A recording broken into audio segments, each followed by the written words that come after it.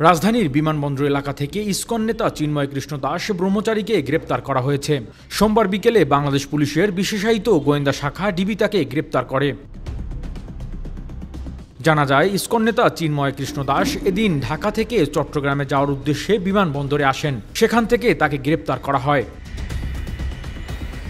গত ৫ আগস্টের পর দেশে সনাতন ধর্মাবলম্বীদের নামে কয়েক দফা সমাবেশ অনুষ্ঠিত হয়। সেসব সমাবেশ থেকে চিন্ময় কৃষ্ণ দাস বর্তমান সরকারের উদ্দেশ্যে নানা ধরনের হুমকি ধামকিমূলক বক্তব্য রাখেন। এর আগে থেকে তিনি আলোচনায় থাকলেও গত ২৫ অক্টোবর বিকেলে চট্টগ্রাম নগরের লালদিঘির মাঠে ৮ দফা দাবি আদায়ের লক্ষ্যে সমাবেশে বেশি আলোচনায় আসেন। ওই সমাবেশ করা হয় বাংলাদেশ সনাতন জাগরণ মঞ্চের নামে।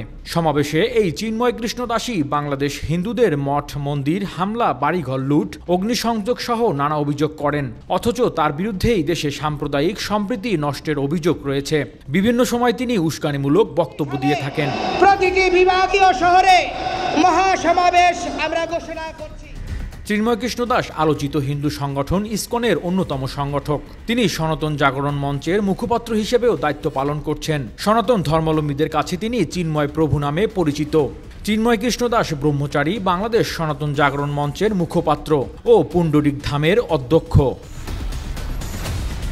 চিন্ময় কৃষ্ণ দাসের গ্রেপ্তারের প্রতিবাদে সামাজিক যোগাযোগ মাধ্যম সহ বরিশাল, চট্টগ্রামে হিন্দু সম্প্রদায়ের বিভিন্ন সংগঠন তার মুক্তির দাবিতে আন্দোলনে ফুঁসে ওঠে।